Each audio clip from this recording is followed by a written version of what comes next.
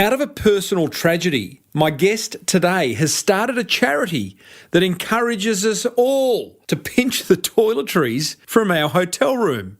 You know what it's called? Pinchapoo. Yeah, pinch a poo. Well, I said, welcome to a small business marketing show where successful small business owners share their souls to take your marketing straight to the lead. Now, here's your host, Mr. Timbo Reid. And welcome back, listeners, to another episode of Australia's #1 marketing show. I'm your host, Timbo Reid. You, so much more importantly, are a motivated business owner ready to crank out some great marketing.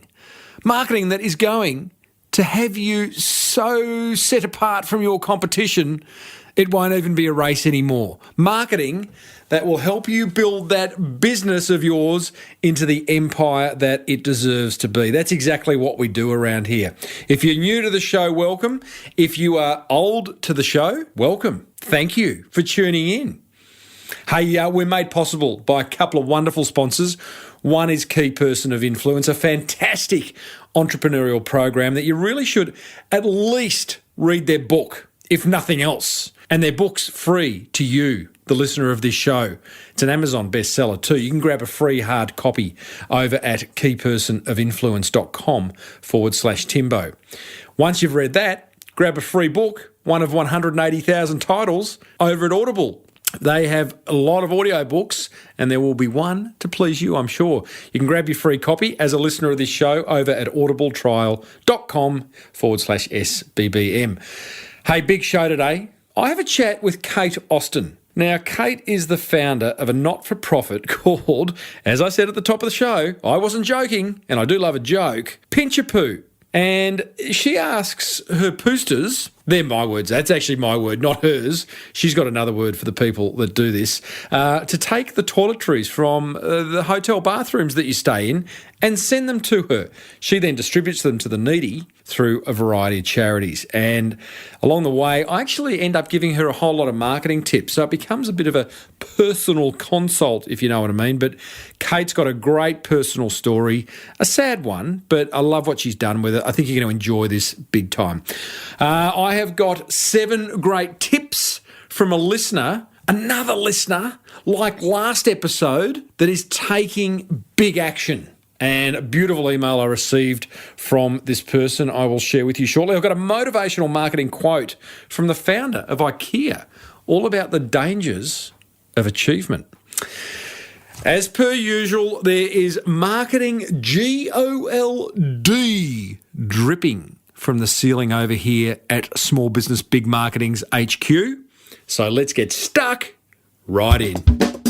Join the Small Business Big Marketing community and have your marketing questions answered by other motivated business owners, including Timbo, over at crankmymarketing.com. Now, last episode I read some feedback from a listener. Remember that? A listener who was excited every time she tuned into the show to take marketing action. And there is a direct correlation, I have decided, through my scientific studies of doing 265 episodes of this show, speaking to amazing small business owners everywhere. There's a direct correlation between success and action, right? No doubt about it. Here is another example. This is an email I got from Andrew Lloyd. He doesn't give me his website. That's okay. Andrew is very excited by what he's achieving. He says, I've been following you since 2011. 3 weeks ago, all those years of listening and learning finally came together, and I took action with your words ringing in my ears. Oh, I like that. Here's the 7 things Andrew has done. Number 1, do something you are passionate about. It's not so much the 7 things he's done, but what he's heard and actioned. Do something you're passionate about. Tick. Find people's pain points and solve their problems. Tick. Don't try and be perfect or overplan. Just deliver. Yeah. Production, not perfection, my friend. Jump out there with a minimal viable product. Oh, yeah. Don't wait for that puppy to be perfect. Too many P's there. Never will be. Just get it out there. Sharpen your offer on the stone of the market, as they say. Create and deliver great value. Be genuine and generous. Yeah. Thank people. Over-deliver. And build a business with recurring income streams. Andrew's done all that. Just a moment ago, I signed my 15th customer within 3 weeks and are generating $1,000 per week in recurring income. Oh, I love that. He goes on to just say how very grateful he is. What a wonderful email. You know, guys, it all is in the action. I'm going to keep saying it for the life of this show. There's lots of good ideas on this show. My guests share deeply. I know you write some down. I know you put them in the back of your mind and go, oh, I'll do that one day. I'll do that one day. Well, guess what? Today's the day. Off you go. Hit stop right now. No, don't. Just wait till the end of the interview. Pinchapoo interview's great. It's fun. I share lots of ideas with Kate. But do action. Please action. And when you do, hit me up. Email me, tim@smallbusinessbigmarketing.com. Support for this show comes from Key Person of Influence, a structured business accelerator program for those keen to be an industry thought leader. Recently, I asked co-founder Glenn Carlson what led him to starting KPI. 78% of Australian businesses have less than 4 employees and they're in the service space. So doctors, lawyers, financial planners, personal trainers, physiotherapists. And there was nothing really structured to look after those people and help them accelerate through their entrepreneurial journey. And we have a very strong and have always had a very strong affinity with those sorts of business owners because we are those sorts of business owners. And that's what the Key Person of Influence program is designed to help people do. Key Person of Influence, taking you from good to seriously great. For a free hard copy of their Amazon bestseller, visit keypersonofinfluence.com/Timbo. Get on Timbo's mailing list over at smallbusinessbigmarketing.com. Righto, let's get stuck into today's guest. It is Kate Austin. She is the founder of Pinchapoo and she has got a very personal story to share, which explains why Pinchapoo has come to be. It's a wonderful story. Now, Pinchapoo, just let me explain. Let me explain in Kate's words. It was born from a simple, cheeky concept. Pinch the shampoos and other toiletries provided in your hotel room and donate them to those who need them most, people in homeless shelters or temporary accommodation. And Pinchapoo does that by handing those toiletries over to various charities that get them out there. It's a great story about how to start something you're passionate about. And you know what? What's something interesting happened during this interview? In fact, I realised it before I went into the interview that Kate isn't absolutely nailing her marketing. None of us are. There's always room for improvement. And I noticed there were some things Kate could be doing that would significantly help grow her brand. So, sort of halfway through, I turn the table and it becomes a bit of a private marketing consult where I share some things that I do if I worked at Pinchapoo. So that's kind of fun. And I want to do that, every few episodes. I like the idea of maybe speaking to a founder of a small charity or not-for-profit and helping them along the way. So that's what happens here. Now, I started off by asking Kate a bit of a cheeky question, if she'd ever stolen some shampoo off the cleaner's trolley when it's out in the hall of the hotel. Controversial first question. Well, I haven't personally, but we have several people in our poo army who quite clearly tell us that they do that regularly. So I do. I'm surprised you haven't because, this is what you're all about. But I do, and I was hoping you had because it makes me feel incredibly guilty. No, it's included in the cost of your hotel accommodation, so you shouldn't feel guilty, but there is something a bit cheeky about it for sure. One day the roommate's just going to walk out and I've got my hands in her trolley, and that sounds disgusting, but you know what I'm saying there, don't you? Love it. We love people like you. That's how we survive. Yeah, good on you. Good on you. Well, we'll talk about standing out in a crowded marketplace very shortly. However, yeah, Pinchapoo, where'd the idea come from? Okay, long story. I'll give you the short one. Give me the good one. Give me the good one. That's a better option, isn't it? Pinchapoo started probably from a fairly dark time in my life, unfortunately, but we've managed to turn that into something quite special. So after going through quite a hard time in my teens at home, I was forced to leave home in a very unsafe time very quickly, and all I could think to take in a very short state of panic was my toothbrush, which even at the time, sort of surprised me, and it stuck with me that moment that's the thing that I knew was going to make me feel better. In that moment when I did get to the other end, I knew I'd be able to brush my teeth and feel a bit better about life and start to, make some decisions about how I was going to move forward. So I think, really that's where that idea sort of was born in my heart, but I wanted to do it right, and I wanted the time to be right in my life, and I wanted it to be a really sustainable organisation. So we waited for the right time and gave it guts, and here we are. So, well, thanks for sharing that, Kate. You were clearly like a teenage girl who ran away from home, that's left just a massive imprint on you. But it was quite, correct me if I'm wrong, or at least give me the timeline, it was a decade or so before you actually launched Pinchapoo? Yes, that's right. So it was probably a good sort of 12, 13 years without dating myself too much. So did you kind of sit with that idea all that time? Because you went into, you worked in advertising. Did you... And branding and that crazy world of marketing and whatnot. Yeah. Don't get me started. No, don't get me started.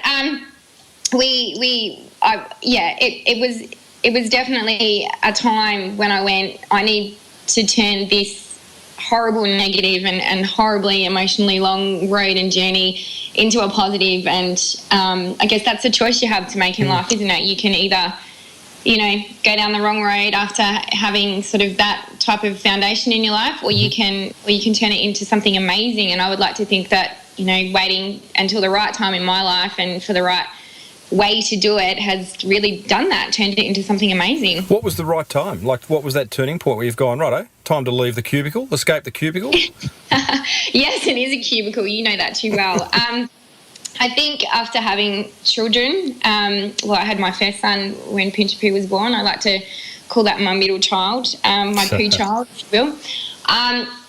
It was the right time because it made me realise that I didn't want to go back into that, that vortex that is, the corporate world and leaving my kids for, 12 hours a day and being stuck in boardroom meetings. And really, that wasn't what was destined for me, I think, given, what had happened to me in my teens. It was always sitting there. And I had the opportunity, thankfully, with a very supportive husband who said, now's the time, now's the time to do this. You don't need to go back to work. You can, you can happen. So amazing of him. Hubbies are good like that. Well, only some of them. Whoa, how many have you had? No, I've only had one. So, righto, so that's fantastic. And what a great time, having your children and making the decision, go back into corporate or go and do your own thing, which is a great time to... What sort of example you want to set for your kids as well, who you want them to look up to and what sort of impact you want to have on their life. So what do? You go, okay, right, I am going to start this not-for-profit that's been on my mind for over a decade. What's the first step there? I guess this is kind of, again, dating myself. This is sort of pre-social media. That beautiful, peaceful time of our lives. I remember that. I loved it, I know. Isn't it beautiful? But we are very grateful because that's a major tool for us now. But, now, it would be a different question. But back then, it really was that old school, I'm going to tell my friends and their friends are going to tell their friends and, maybe a few more friends will tell their friends. And then before you know it, that circle becomes bigger and you're getting, an enormous amount of product from people just pinching on their holidays. And that's really as simple as it was until probably in the last couple of years we decided that this was it and we were going to ramp it up and we were going to become a nationally operating organisation and really own that hygiene name in Australia, which, hasn't really been done. So that's just in the last 12 months? Yeah, probably more, 18 months to 2 years. We've been working really hard on sort of, getting more donations through and reaching out to more organisations who use those donations and really lifting our profile so people think of Pinchapoo when they hear the word hygiene. That's top of mind to them. That's really the vision. Yeah, right. Well, what I can tell you, Kate, is that I've had a good look at your website and social media and what Pinchapoo are doing. And whilst you've been operating for a few years, it is a very, very young business. So I want to find out a little bit more about Pinchapoo, and then I'm going to give you a few marketing tips. Yay, good. We need those. We're happy to listen to anyone who's got advice to offer. Love it. So one thing, okay, so when I first heard about Pinchapoo, it's like, okay, so you're asking people to go to hotels to grab all the toiletries and send them to you, but it's like that's fun. But wouldn't the better idea be to just go and tap the Johnsons and Johnsons of the world on the shoulder and put pressure on them to donate a whole lot of toiletries to these charities? That's an easy road, Tim. I love an easy road, Kate. I'm big on the easy road. I think what makes us special is that we are a collaborative effort. Every single person, whether they bring back, a suitcase full from, their yearly trip to Bali, or whether it's their next door neighbour who's gone to a bed and breakfast and, pops one shampoo into your letterbox, every little bit helps, and those people feel like every little bit helps. And I think that's really what gives us that heart without having to go down that emotionally guilt-driven road of attracting attention.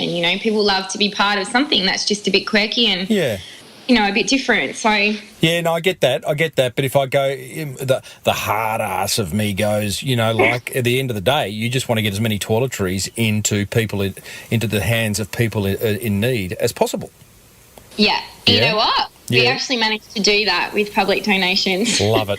Amazing. Wrap some numbers around it. Where are you at right now? Like, how do you measure it? Well, it's a juggernaut. To date, we have donated in excess of 450,000 products to organisations. So we're going to be very excited. I think we'll start using the term 500,000 soon. Nice.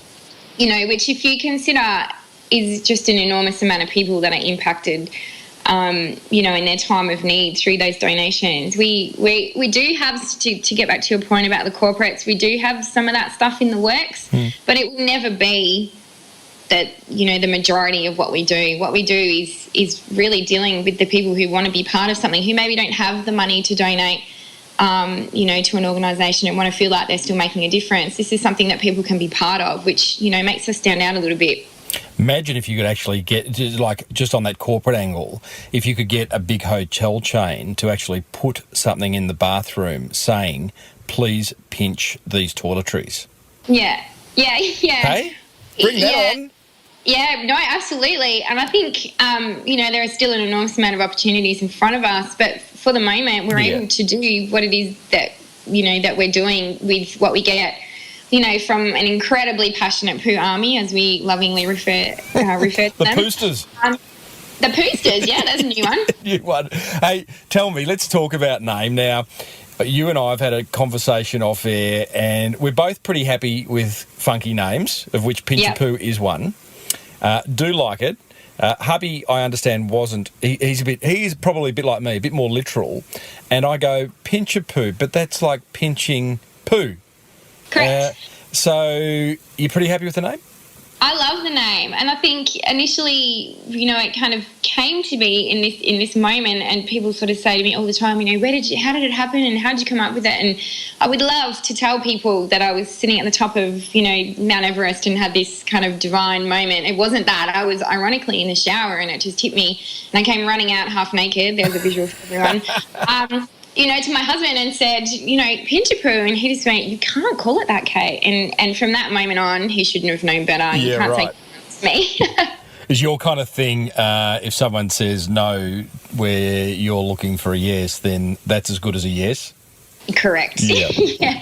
I think you have to be, don't you? If you want to make an impact or you want to do something different, whether it's non-for-profit or whether it's business, if you can't take no for an answer. And we look at the people who inspire you. It doesn't matter where they're from or what they've done. They're people who didn't take no for an answer. They found another way. They found another option and, rose above that. And that's certainly my makeup, I guess, is to not hear the word no and turn it into a yes. Yeah. I had a lady by the name of Clarissa Reid on a few weeks ago. She calls herself the Happy Family Lawyer and very big into personal branding. And she asks Beyonce. Now, she doesn't know Beyonce, but she is inspired by Beyonce. And every time she's confronted with a decision, she asks herself, what would Beyonce do? Have you got a Beyonce? I wish I did have a Beyonce. That sounds fancy. I like to think that, drawing back to my childhood is really, right. That driver that, what would people have expected me to do back then? And it was absolutely to fail. So that's really what keeps that fire burning, is that, I will never give in to that. I'll always be better than what people expected, me to do. So I guess, really simply it's, my parents and those people who didn't expect that much of me that keep me going. So probably not as beautiful and fancy as Beyonce, but I think we all do have that inner voice that says, right, we've got a decision to make here. And it's wonderful that we can draw on different people, I think. Yeah, love that. Well, anything you can find, it might be last week or 3 decades ago that kind of lights your fire. There's magic in that. And absolutely, and you hold on to it. Yeah, totally. Now, let's talk about standing out. I'm not going to say a crowded marketplace, Kate. I am going to say an overcrowded marketplace, which is the not-for-profit world. Therein lies your challenge. And, meeting it with a name like Pinchapoo to start with is great, because that'll get people looking twice, asking what? It's a door opener, it's a conversation. Totally. Yeah. Total door opener. So what are you doing right now? Because I want to share some ideas, but how are you going about standing out and getting noticed? I think other than the name, which, and running out of the shower half naked, which that will work every time, but... Wow. You haven't met me. You might not know that's the right assumption. That's right. Correct. I think what we are doing is looking at the market and have for a long time. And if you're to put a business hat on, which you do actually have to do sometimes with not-for-profits, and it kills you because you want it to be all about heart, but there's a reality attached to that you want to have not just a campaign. Campaigns are disposable. How quickly do we forget what we donated to, 2 weeks ago even. They come, they're quick, they affect you, and then all of a sudden they're gone. So there are a lot of causes, a lot of campaigns, and even organisations in the market who had a concept and went, this is great, let's run with this, and, have attracted all this social media attention and whatever it might be, and got this amazing amount of momentum. But then all of a sudden they find that they've got all these people to communicate to, and once the campaign or that particular moment has finished, what's left to actually communicate to these people? So for us, we want to have a sustainable organisation, one that continually engages people, one that, a brand that people can engage with. So how are you doing that? So I guess it's really around creating that kind of collaborative cultural thing. And in terms of using, all of our, I'm not sure if you've checked out our Facebook posts, but all of our stuff is very inclusive. It's not, this is what we're doing. This is what, as in the board of Pinchapoo, it is what we're all doing together. So what you're doing, and I can see it coming to life in the coming months and years, is that building a tribe. You're building this large, let's hope, large group of poosters who, over time, will... there's so many lines and dad jokes. I just can't go there, Kate. But, that's your challenge, I think, and that's an exciting challenge, because all of a sudden you're going to have, a whole lot of people doing the work for you. Absolutely. And they want to do the work for you. Sometimes we spend so long saying thank you to people and making sure people feel appreciated. And really, over time, you realise it's actually their pleasure to do that. People want to be involved. And like I said earlier on, there's not a lot of charities that you can impact without making financial contribution. Not a lot of charities you can impact by stealing stuff. How about that? There you go. Now, can I give you... I've got 9 ideas. Okay, go. And we'll make this sort of like a private consult, but you can also go, Timbo, really? That is a shocker. Or, Timbo, that rocks, right? Yep, I've got my pen and paper. Oh, we're actually recording this. I know. Yeah, I know. Crazy idea. Hey, number one, going onto your website, make it easy for people to send you the toiletries. I struggled a little bit to find it, I think, under the About Us section of, like, how to do it. Yep. I reckon that should be, like, in your face. If there's one thing you want people to do by visiting your website, it is the address or the process to get you the toiletries. Yep. I reckon, number two, your story's great. We've all got great stories. We just need to find them. You know yours. You know why you are doing this. And I just think a video of you sharing that on your homepage, again, puts a face to the name and gives us, it's all about story. My guest last week, this guy, Dave Musson from Saddleback Leather, he talks a lot about story, and it's just a great way to engage people. Yeah, for sure. Now, he did, speaking of Dave, this is my idea number 3, he did a fantastic video, which was, he makes these beautiful leather bags, like best in the world leather bags, and people try and copy them. They produce fakes.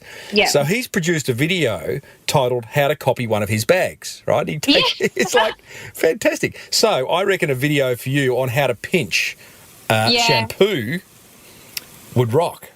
We've got a few little viral campaigns in the works. We've got a film crew, coming to do some really quirky stuff that we won't give away too much of now, but certainly, some fun to be had there. We've got some fantastic briefs and scripts and talent, so stay tuned for that one. I think one of the great things about your brand, and by the way, I love the visual identity you've created, the logo and all that type of stuff, absolutely rocks. It's sort of like, listeners, it's sort of a 50s type, happy days. But what you've done is given yourself permission to have some fun. You're dealing in at the end of the day, you are trying to put toiletries in the hands of the needy, but you're having some fun with it along the way, which I think, again... We don't want to be that emotionally driven charity. I mean, that's another thing that's saturated in the market, is the only way to gain attention is to tell the sob stories. And believe me, we hear them. But there's about picking the right time to tell those stories to engage people. But, we really just want it to be something different, something upbeat and something... that people can be part of without having to bawl their eyes out and feel guilty about eating their dinner. Because getting shampoo in your eyes, that's bad enough. That's bad. No one needs that. No one needs that. No more tears. Speaking of story, blog. Now, your blog is a little bit out of date, naughty. You got to do it. And I reckon a blog that would be, I like to come up with what I call editorial missions, which are these 3 questions that help you identify what to blog about. The questions are, what have you got, for who, and what outcome can they expect? And I reckon bathroom stories for those looking for a laugh would be a really fun blog. And you could get people to do guest posts. You could interview others. You could interview like hotel cleaners or plumbers or chambermaids or, like nurses, and just get like heaps and heaps of bathroom stories. Yeah, it's a great idea. We could almost tap it onto. Over Christmas, we had kind of a social media campaign, and it was, hashtag I'm a poo pincher. And we encouraged people to kind of send photos of themselves or post photos of themselves actually pinching stuff while away on Christmas holidays. Which we had a fantastic result from. There were some hilarious pictures, of people doing sneakies and putting them in their handbags and shoving them in. Yeah, well, that was another idea. So more of that. Social media with your Facebook and Instagram, like selfies, pinching, yourself pinching poo or whatever it is. That just sounds so wrong. It doesn't. Right. So right. So right. Hey, what about National Pinchapoo Day? A poo day, National Poo Day. I've had a couple of guests on this show. One in particular, Flip Shelton, who she started National Porridge Day. And I know another listener has started National Surf Day in New Zealand, having listened to this show. I just can see just this one day of the year where basically we strip hotels of all toiletries. Bring that on. We have had something in the works. I guess we're working on the wording a little bit. I'm not sure if, all kind of highbrow corporates, etc., would kind of go for National Poo Day, but not to say that we make excuses for who we are. Yeah, it sounds like you are. No. It's about finding a clever. It has to be clever. Yep. We like to be clever. But we certainly will look at a National Poo Day as per your suggestion. Bring that on. I reckon, and I very rarely suggest advertising as a solution to a marketing problem. However, I think a really nice contra deal, or it wouldn't be contra, it'd be like some deal with the in-flight magazines, the airline magazines. Yeah, perfect match. Yeah. Mate, you have so got to have ads in the magazines, on the TV screen, because, you know, half of every plane's full of business people going to but not business people, just people going to stay in hotels, right? That's, more than half, you would say, yeah. Absolutely. I think there's been several times I've sat in a plane and gone, we need to have ads in, you know, the Virgin mags and, you know, whatever they might be, the in-flight stuff. Is absolutely on the radar. It's just around, you know, funding and that sort of stuff, but it's the perfect marriage. It's the same as working with, you know, we're sort of had our eyes on Flight Centre, that type of stuff for a little while now. We're probably in the phase where we're getting, you know, working more with corporates and getting some sponsors and, you know, partnerships. Well, partnerships is huge. I mean, I've spoken, a lot of the guests I've had on the show have had great success with partnerships, and I can imagine a Flight Centre is a great one because, again, going into that travel wallet, a little card reminding people. Absolutely. And we've had several flights, you know, people who manage flight centres, etc., say to us, you know, what can we do? How can we make this work? But we'd really like to do it sort of on a, you know, certainly on a state level, but you know, it would be lovely to do that eventually nationally to have people, you know, bring that product back in through the store and have them as drop-off points, etc. So, hey, now you're talking. Yeah, see, I'm onto it. Distribution. Yeah. Here ends my marketing ideas. Back to you. How do you, like, there is a lot to do. Staff of how many at the moment, Pinchapoo? Staff of one? Oh, it's just staff of 0. We're 100% volunteer run. But, I mean, obviously we have a board and we have, you know, regular volunteers. So at the moment we're probably a group of around 40 people nationally who seem to make this work. We certainly, once we move into a warehouse, which we're so desperately looking to do in the next couple of weeks, couple of months. You got one? No, desperately searching. Well, let's use this time. What do we need right now? Let's just rock this Pinchapoo. We need a warehouse. Where's that got to be? 50 to 100 square metres, somewhere in the eastern suburbs of Melbourne, and you know we would make fantastic neighbours. We will bring scones and slabs of beer, lots of cuddles, anything that it will take to get a space to operate efficiently in. Yeah, love it. What about what else do you need? You need more you need more toiletries. If anyone, SBB, I'm going to call my people the SBBMers. I'm sure many of them want to become poosters. So, how do they become a pooster? Where do they send the stuff, Kate? Okay, so jump on our website and we will, to your point, Tim, do something around finding that information a little bit easier. Our website is actually relatively new, so we're still teething through some of that stuff.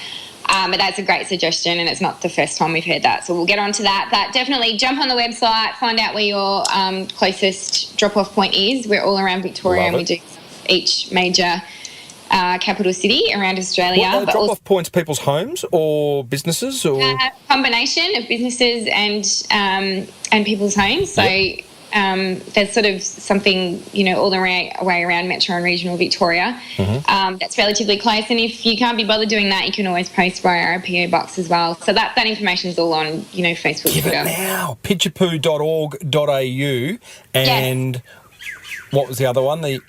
Pinchapoo on Facebook. That's the best way to engage with us.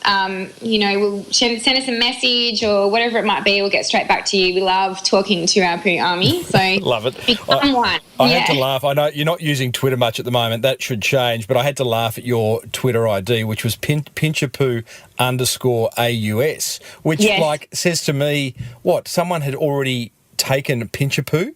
That's actually a funny story. That somebody had, yes, correct, taken Pinchapoo, and she was of Arabic descent, and we attempted to communicate with her and explain what we were doing, and perhaps she could, you know, add a 1 on the end of her name or whatever it might be, but just didn't happen. Not to be. No. So So, but that's okay because you know what? Pinchapoo will be, Pinchapoo _ and then another country before you know it. So exactly right. And look, you never know. Pinchapoo in Arabic may well mean something. Have you gone for the translation? I am not Googling that, right? I love it.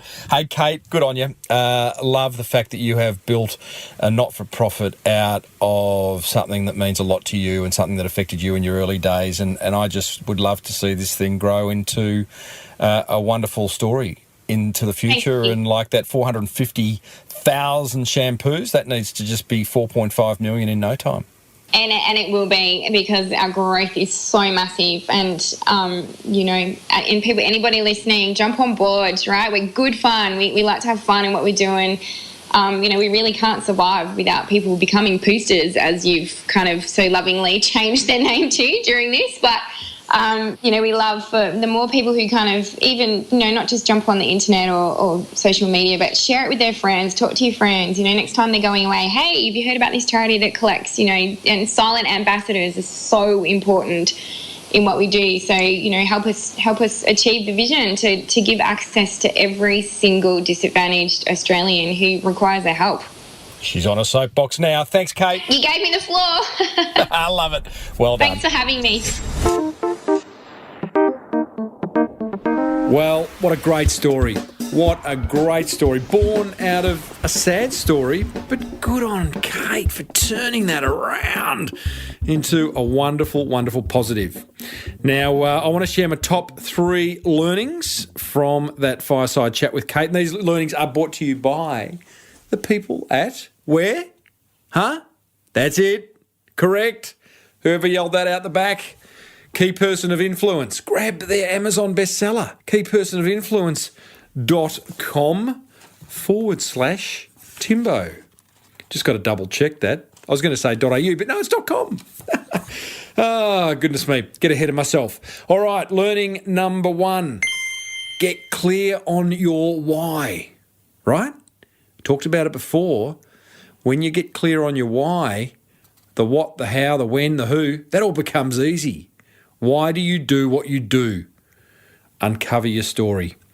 Number 2, don't be afraid to create your own language for your brand. Kate's starting to develop that. The Poo Army, the Poosters, have some fun with it. All right? Could be a point of difference. Learning number 3, make it easy for people to do what you want them to do. You want them to buy from you? You want them to send you the shampoo? Whatever it is. Now, Kate isn't doing that well just yet. I'm sure she'll fix that on her website shortly. But for all of us, remove all the hurdles that are in the way to people that are blocking people giving you money or from doing whatever you want them to do. It's a good thing to do. Make life easy. Now, they're my 3 learnings. This is what I want you to do. Firstly, go and steal some toiletries from a hotel that you are staying at, okay? And then go to pinchapoo.org.au and send those toiletries to one of Kate's team. It'll be on the website. It's actually up on the About Us section of her website. And then hit Kate up on Twitter, Pinchapoo_AUS, and tell her you heard her on the Small Business Big Marketing Show. Because right now her Twitter, it's a bit quiet. And I want to build it. I want to get some action, Jackson. And if you have an idea to help Pinchapoo grow, then leave a comment in the show notes for episode 265. IKEA's founder, Ingvar Kamprad, once said, "The most dangerous poison is the feeling of achievement. The antidote is to every evening think what can be done better tomorrow." Righto. That almost brings us to the end. Plenty of marketing gold, though, coming your way. Next episode, I chat with one of the managers at the review site, Yelp. It's a highly informative episode, I've got to tell you, in which we cover the importance of chasing reviews, why you should chase reviews, where the best review sites are that you should be claiming your page at, how to respond to good reviews and negative reviews, and everything in between. Very, very interesting chat and a marketing strategy that we haven't covered on the show. Hey, be sure to grab your free hard copy of the Key Person of Influence Amazon bestseller over at keypersonofinfluence.com/Timbo. You can get a free audiobook of your choice. Choose from 180,000 titles over at audibletrial.com/SBBM. Audio production for this show is lovingly done by the rock star Daryl Delirious Misson, and the music bed created by the inimitable Lockie Doley, who actually is a rock star. Jimmy Barnes' keyboard player, actually. And he's got his own band. Love you guys, both of yous. If you need a speaker for an upcoming event, then I'm all yours. Check out timreid.com.au. If you want to surround yourself with other motivated business owners, then join the Small Business Big Marketing Forum. We are having such solid, motivated, inspired chats around marketing and growing each other's businesses that it is wonderful. I was going to say exhausting, but it's not. It's a whole lot of fun. Until next week, I'm Timbo Reid. May your marketing be the best marketing. Bye for now.